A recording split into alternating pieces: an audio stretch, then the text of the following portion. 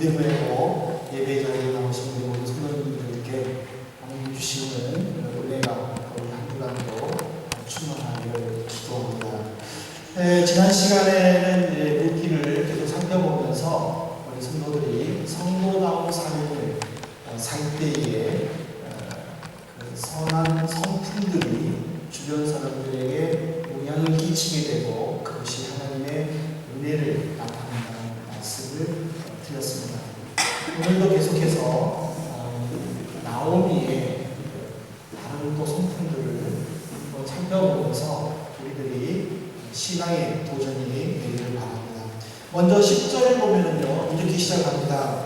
나오미에게 이르되 우리는 어머니와 함께 어머니의 백성으로 돌아가겠습니다. 이 나오미의 그 두 며느리는 오르바와 루시입니다. 이들은 그 모압 여인입니다. 근데 나오미가 강곡한 말로 너희들은 나를 따라오지 말고 너희의 조국으로 돌아가서 재혼해서 다시 가정을 꾸려라 하고 이야기할 때에 9절에 보면 그들이 어머니 앞에서 눈물을 흘렸다라고 기록이 되어 있습니다. 이 동서고금을 막론하고요, 고부간의 갈등은 항상 있습니다. 그래서 이 시어머니의 잘못된 것을 그 친구들에게 이야기하는 것은 우리나라뿐만 아니라 이 나라도 존재하고 있고요, 이스라엘에도 존재하고 있는 것은 사실입니다. 하지만은 오늘 본문에 보면은 나오미의 말을 이방 여인인 모압과 오르바와 룻이 그 이야기를 듣고 울었다는 것은 얼마만큼 그 시어머니와 며느리의 관계가 참 아름답고 예뻤는가를 가르쳐 주고 있습니다. 그래서 10절에도 보면은 다시 보지 못하는 거예요. 아닙니다, 어머니. 우리는 어머님을 따라서 어머님의 나라에 가겠습니다 라고 이야기를 하고 있습니다. 그렇지만은요, 11절에 보면은 나오미는 여전히 그 두 며느리를 여전히 떼어놓으려고 하는데 11절에 보면은 특별히 이런 말을 했습니다. 현실적으로 내 태중에 너희의 남편 될 아들들이 아직 있습니다. 이 말은 뭐냐면 모압은 유래와 달리 재혼이 허락이 되어 있습니다. 그러니까 오르바와 룻은 이미 사별을 했습니다. 그래서 그들은 모압 땅에 있으면 재혼을 할 수 있습니다. 하지만 유대는 재혼이 허락되어 있지 않습니다. 그들은 계례 결혼 제도가 있었습니다. 계례 결혼이라는 것은 즉 형이 자식이 없이 죽게 되면 동생이 형수와 결혼하여 낳은 첫 아들을 형의 이름으로 입적을 해서 그 아버지의 가문을 잇게 하는 것입니다. 근데 형제가 없으면 가까운 친척이 그 관계를 이어가야만 했었습니다. 그렇기 때문에 나오미가 지금 얘기하는 거예요. 지금 너희의 남편 될 아들이 있겠느냐. 즉 오르바와 룻은 시어머니 나오미가 결혼을 해가지고 낳은 아들과 함께 살아야 된다는 것입니다. 그렇기 때문에 나오미는 현실적으로 이 두 며느리에게 이야기하는 거예요.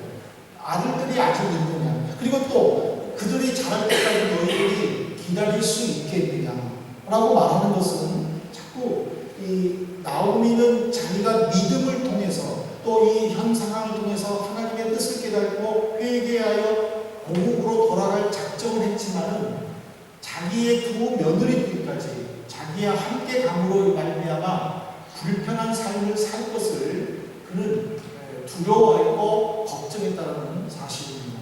저는 이 11절부터 13절의 말씀을 통해서 이 시대에 내 것만을 고집하고 손해보지 않기 위하여 다른 사람들과 싸우려고 하는 이 시대에 나오미의 인품을 한번 생각을 해봤습니다. 물론 신앙적으로는 잘못된 모습을 분명히 보여줄 수는 있습니다. 왜냐하면 어머니를 믿고 따라가겠다라는 그 두 며느리를 격려하고 용기를 주고 그래서 함께 살려고 하는 하나님의 은혜를 이미 받았기 때문에 이제 하나님이 도와주실 것이라는 믿음의 확신으로 가야 되는 그 신앙적으로는 비판할 수는 있지만 저는 그 신앙적인 모습보다는 나오미의 인품에 초점을 맞춰서 함께 말씀을 나누려고 합니다. 왜냐하면 지금 이 시대는요, 내 것을 손해보지 않고 싶어 합니다. 다른 사람이 손해보는 것에 대해서는 아무 상관없지만 나는 손해보지 않기 위해서 어떻게 해서든지 간에 쥐는 것이고 그리고 어떻게 해서든지 간에 지키려고 하는 것이 이 시대예요. 나오미의 입장에서 오르바와 룻을 데리고 가는 것 결코 손해보는 것 아닙니다. 과부로서 힘들게 살고 있지만은 힘이 없는 자기보다는 며느리들에게 얹혀 살 수 있는 좋은 기회예요. 자기가 가자고 협박한 것도 아니에요. 그냥 나는 고국으로 돌아가겠다. 너희 나라 가라. 했는데 오르바와 룻은 눈물을 흘리면서 끝까지 어머니를 따라가겠습니다라고 하는 것은 그 두 며느리의 자유의지. 그러면 룻은 자기 고국에서 이 두 며느리를 통해서 편히 살 수 있는 상황입니다. 하지만은 나오미는 자기의 편리를 생각하지 않는 거예요. 오히려 두 사람의 앞뒤를 생각하는 거예요. 왜냐하면 유대인은요, 선민의식이 강한 거예요. 민족주의가 강한 민족이에요. 그들의 땅에 외국인이 온다. 더군다나 모압 사람이 온다. 그러면 그들의 운명은 나오미는 뻔한 거예요. 그들이 당할 고통, 그들이 안아야 할 아픔, 그것을 모른 척하지 않는 거예요. 오히려 그것을 알고 그들에게 이해하기 설득하는 거예요. 너희들이 가면 고생한다. 너희들이 가서 어떻게 살겠니? 남편 없이 어떻게 우리나라에서 살 수 있겠니? 더군다나 이방인으로서 너희들이 어떻게 살 수 있겠니? 하면서 끝까지 나오미는 그 두 며느리를 고국에 남기려고 하는 것을 볼 때에 우리 성도들도 이 나오미의 인품을 보면서 내 것을 지키기 위하여 힘쓰는 것보다는 하나님의 인도하심과 하나님의 섭리를 믿는다면 오히려 다른 사람들을 생각하고 다른 사람들을 위해서 양보해주는 그런 여유, 그런 넉넉함이 우리에게 필요하다는 것을 생각해 듭니다. 왜냐하면 나오미뿐만 아니라 여러분들 창세기에 아브라함을 보십시오. 아브라함은 조카 롯과 함께 갈대아 땅을 떠났습니다. 그리고 그들은 애굽에 있다가 다시 돌아왔을 때에 롯의 재산도 많고 아브라함의 재산도 많았습니다.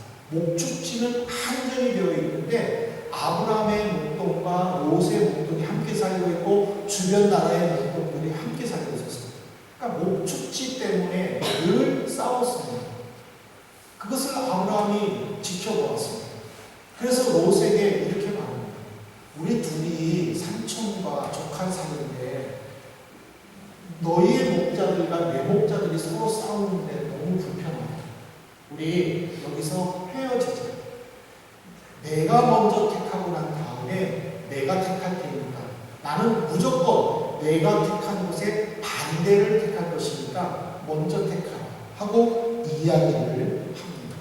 근데 여기 보면요, 한 가지 우리는 의아한 점이 있습니다. 아브라함이 삼촌이에요. 롯은 조카예요. 그러면 손 윗사람이 먼저 선택해도 되지 않겠습니까? 내가 이거 선택해놓고 롯 삼촌이니까 이거 선택했다. 불만 없지? 해도 될 수 있는 일이에요. 그렇지만은 삼촌은 롯에게 넘기는 거예요. 나는 선택하지 않을 테니까 내가 먼저 선택해요. 그리고 나는 무조건 너의 선택에 반대로 갈 것이다. 결국 롯은 너무나도 보기 좋은 목축지로서 풍성한 소돔과 고모라를 택하여 갔습니다. 그리고 아브라함은 그 반대를 향하여 떠났습니다. 그때에 하나님이 나타나셔서 아브라함에게 무엇을 약속하셨습니까? 창세기 13장 14절입니다. 롯이 아브라함을 떠난 후에 여호와께서 아브라함에게 이르시되 너는 눈을 들어 너희 있는 곳에서 북쪽과 남쪽 그리고 동쪽과 서쪽을 바라보라 하면서 아브라함에게 풍성한 복을 약속해 주셨습니다. 이 말은 무슨 말이냐면 개인주의적이고 이기주의적인 삶 속에서 나를 지키기 위해 힘쓰기보다는 하나님의 말씀을 믿고 그리스도인이라 성도라 칭함을 받는 이들은 하나님의 이름으로, 주님의 이름으로 양보하는 것입니다. 오늘 우리는 내가 손해볼 것에 대해서 온몸을 다하여 맡고 있는 이 시대에 조금은 다른 사람들이 보기에 미련스럽 보인다 할지라도 주님의 이름으로 내가 손해를 감수한다고 할 때에 하나님께서 채워주신다는 것을 우리는 이 나오미와 아브라함을 통해서 깨달을 수 있기를 바랍니다. 결코 손해보는 것 아닙니다. 예수님이 함께해 주시면 우리는 모든 것이 채워진다는 사실. 주님은 우리에게 이 믿음을 요구하는 것이고 이 믿음에 합당하다고 여겼을 때에 하나님의 복은 아브라함에게 임했듯이 야곱에게 임하듯이 우리에게도 임할 줄로 믿습니다. 근데 나오미는요, 그 속에서 끝까지 13절에 보면은 또 어떤 말을 하냐면요, 이런 말을 합니다. 룻기 1장 13절에 보세요. 나는 너희로 말미암아 더욱 마음이 아프다. 끝까지 시어머니를 따라오려고 하는 그 오르바와 룻을 보면서 나오미는 자신의 마음이 얼마나 아픈가를 가르쳐 주고 있습니다. 저는 이 모습을 보면서 나오미의 긍정적인 모습과 부정적인 모습을 한 번에 볼 수 있는데요. 첫 번째로 긍정적인 모습을 보면 분명히 나오미는 그런 고백을 했습니다. 여호와의 손이 나를 치셨으므로. 그러니까 여호와의 손이 나를 치셨다라는 것은요, 하나님께서 자기를 징계하셨다라는 의미입니다. 그렇지만 나오미는 여기에 대해서 전혀 하나님 앞에 불평하지 않았습니다. 하나님을 원망하지 않았습니다. 그것을 안고 갔습니다. 그리고 고백했습니다. 내가 잘못했습니다. 우리가 어떤 일을 만날 때에 하나님이 나에게 어떤 사인을 주실 것인가를 우리는 깊이 생각하면서 신앙생활 하셔야 됩니다. 그냥 내가 이렇게 하면 하나님이 복을 주시겠지. 내가 이렇게 하면 하나님이 내게 많이 주시겠지. 내가 이렇게 하면 하나님이 기도 응답해 주시겠지. 라는 그런 하나님의 상급에만 우리가 깨어있고 열려있는 것이 아니라 이 상황 속에서 하나님이 나에게 원하시는 뜻이 무엇인가를 우리는 생각해 보아야 한다는 것입니다. 나오미는 그것을 깨닫는, 그래서 하나님을 원망하지 않고 그 모든 것들을 받아들였다는 사실. 그렇지만 부정적인 모습을 본다면 그는 하나님의 은혜를 믿었어요. 하나님의 섭리를 깨달았어요. 하나님의 주권을 깨달았어요. 그렇다면 며느리들이 두 번씩이나 나는 어머님과 함께 가겠습니다 하고 울면서 이야기했었을 때에 적어도 격려해 줬었어야 했습니다. 그래, 걱정하지 마라. 우리가 고생할 수 있겠지만 내가 너희들을 보호해 주겠다. 내가 너희들을 지켜줄게. 우리 함께 가자. 했었다면 그 여정이 더 기뻤을 것입니다.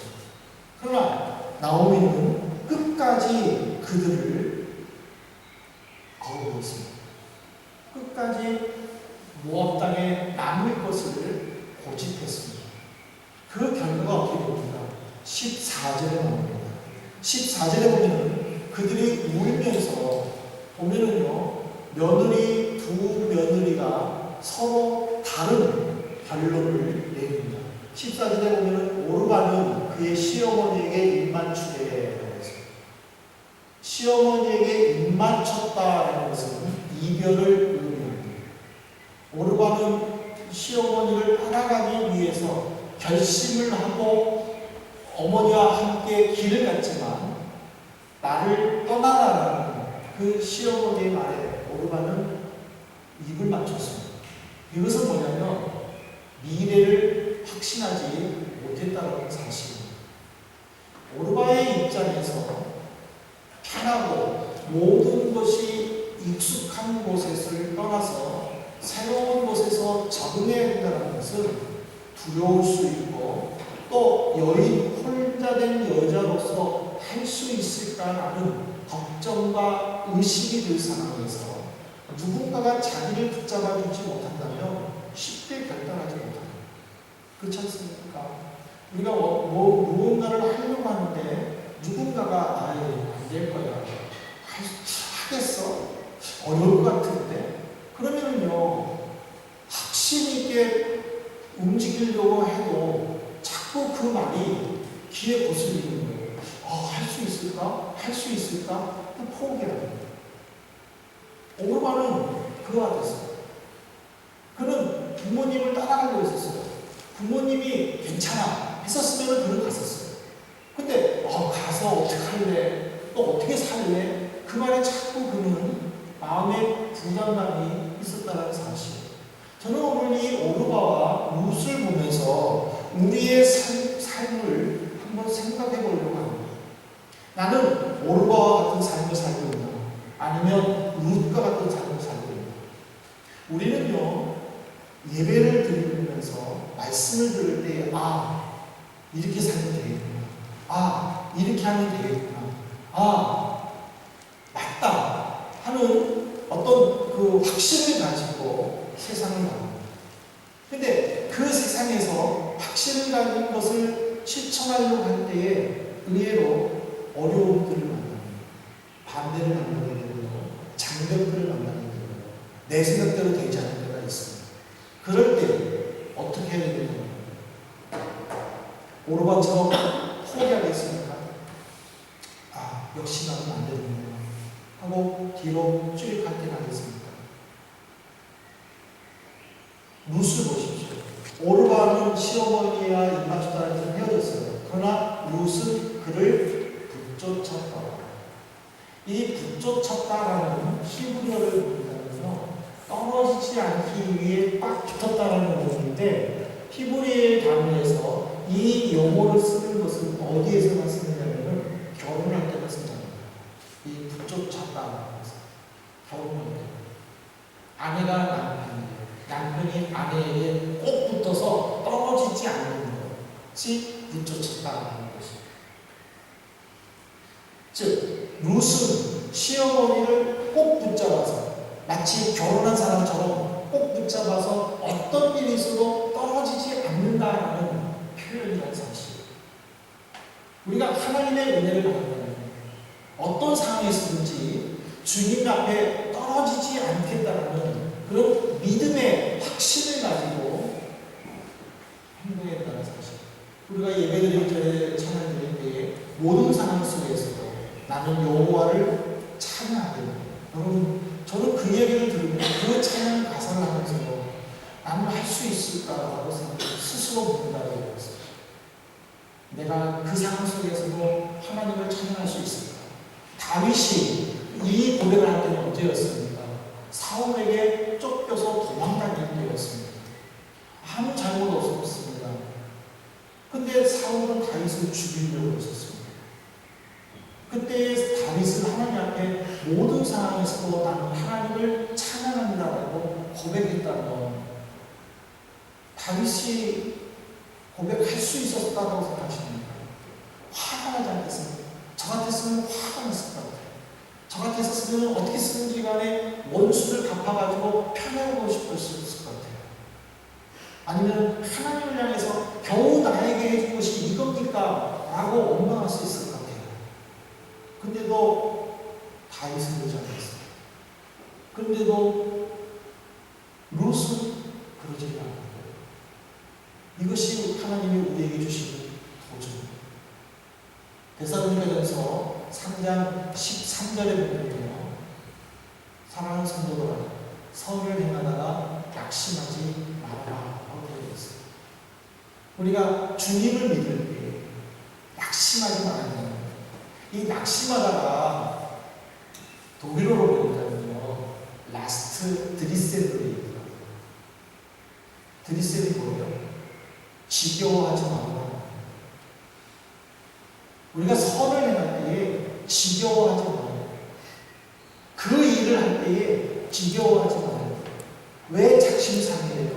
그 일에 지겨워하기 때문에 열심히 다이어트 하다가 지겨워가지고 포기하고 맘먹고, 어떤 일을 하다가 지겨워서 포기하고 다른 거 하고, 어떤 목표를 가지고 하다가 그 목표에 지겨워가지고 다시 수정하고, 우리의 삶이 오르바와 같다는 삶.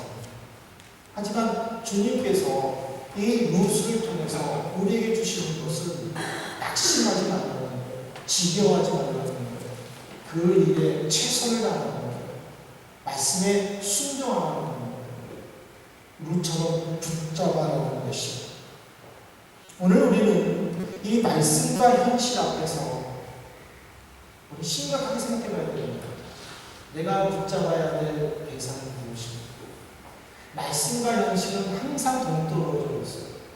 말씀을 들을 때는, 은혜를 받을 때는, 기도할 때는 그 일이 이루어지는 것 같고, 하나님이 내게 복을 주시는 것 같고, 하나님이 나와 함께 하는 것 같고, 하나님이 나만 특별히 사랑하는 것 같고, 하나님이 나에게 그래 내가 너를 인정하노라.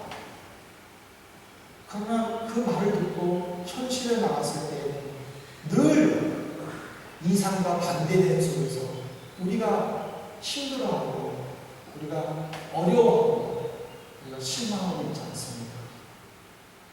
오늘 1장 14절에 룻이 그를 붙쫓았다는 것은 말씀과 현실이 동떨어진다는 것고, 말씀을 붙잡아야 된다는 것을 우리에게 가르쳐주고 있습니다.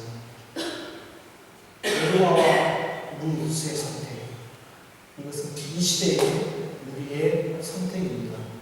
사랑하는 성도 여러분, 오르바를 선택을 해도 나쁘지 않습니다. 그러나 룻을 선택할 때에 하나님은 그 일을 더 크게 사용하십니다. 1장 13절 이후로 오르바는 역사 속에서 사라집니다. 그러나 룻은 1장 14절 이후 예수님의 시대까지, 지금 이 시대까지 룻은 우리에게 남아 있습니다. 선택은 우리가 하는 것입니다. 그 선택의 열매는 우리를 통해서 어떻게 나타나는지 주님이 사용하신다는 사실입니다. 모쪼록 룻과 같은, 나오미와 같은 그런 선택을 할 수 있기를 바랍니다. 개인주의적이고 이기주의적인 삶 속에서 주님을 바라보면서 내려놓고 주님을 의지하면서 베푸는, 그러면서 지겨워하지 않고 성실하게 그 일을 감당할 때에 하나님께서 하나님의 때에 이루어 주신다는 이 믿음을 가지고 절대로 포기하지 마시기를 바랍니다. 이 한 주간 동안 우리가 어떤 상황에 당할지 우리는 모릅니다. 그러나 한 가지 우리는 결단할 수 있습니다. 어떤 상황에서도 나는 여호와를 찬양하겠다. 그 결단은 우리가 할 수 있습니다. 그리고 내가 그대로 실천할 수 있습니다. 이 한 주간 동안에 우리 룻의 결단, 나오미의 결단을 나의 결단으로 받아들이고, 이 한 주간 동안도 내가 하나님만을 바라보고 주님을 찬양하겠습니다. 이 시간에 그렇게 기도하면서 이 세상을 나가는 우리 성도들 되시기를 주님의 이름으로 축복합니다. 이 시간을 함께 통성으로 잠시 기도하십시다. 하나님,